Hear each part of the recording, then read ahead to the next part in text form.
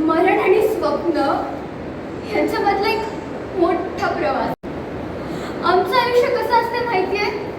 करोडोंच्या fees उकारणाऱ्या त्या क्लासेसच्या जाहिरातीमधला तो हसरा चेहरा असतो ना, तो हसरा चेहरा आम्ही मुळातच नसतो. आम्ही तो चेहरा नसतो. आम्ही असतो त्या जाहिराती मागे दडलेले 24 तास अंधाराच्या खोलीत पुस्तकांची अहोरात्र फाडणारे लाखो चेहरे.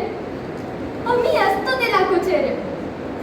आमची सकाळ पुस्तकापासून सुरू होते आणि रात्र ही पुस्तकावरच संपते. सण नाही, मित्र नाही, साधा चेहऱ्यावर हसू सुद्धा नाही हो. मनात फक्त एक प्रश्न, माझा क्रमांक कितवा येईल?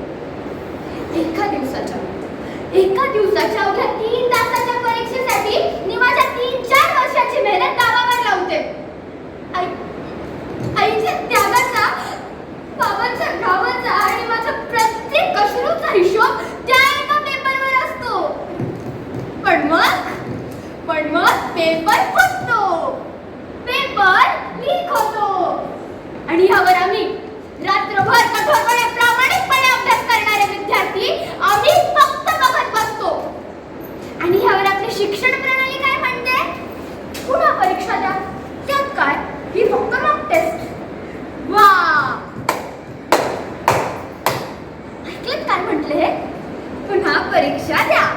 जरा टाळं वाजवा यांच्यासाठी. हे म्हणतात पुन्हा परीक्षा द्या.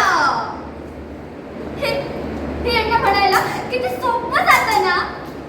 पण मी कसं समजू की स्वप्नाची कधी एक्झाम होत नसते, कधी नसते होत.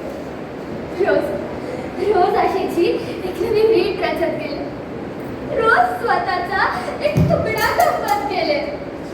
त्या कोंढ्या कोट्याच्या एका तुकड्यासाठी मी माझ्या रंगांच्या दुनियेपासून दूरच गेले.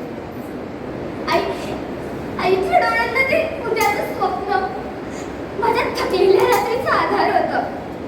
बाबांच्या कपाळावरचा प्रत्येक घामाचा थेंब माझ्या श्वासांचा कर्जदार होता.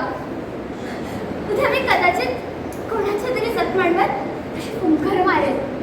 मी माझ्या मनावरचे सगळे ओरखडे पुसून टाकले. उद्या मी कदाचित डॉक्टर सुद्धा बनेल.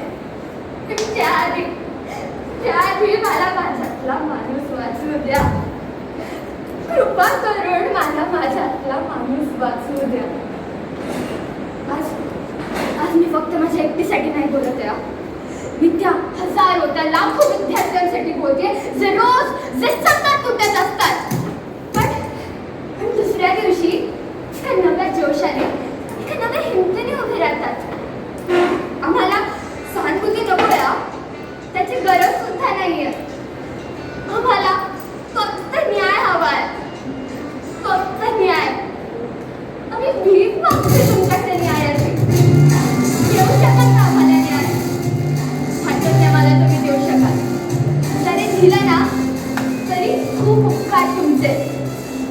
लक्षात ठेवा, प्रत्येक रँक मागे एक निर्जीव रोल नंबर नसतो, तर एक धडधडणारे जिवंत हृदय असतो. ते सतत आपल्या स्वप्नांसाठी तुटत असतं. तुम्ही त्या हृदयाला मारून नका ना टाकू. विनंती आहे माझी, नका मारून टाकू. विनंती आहे.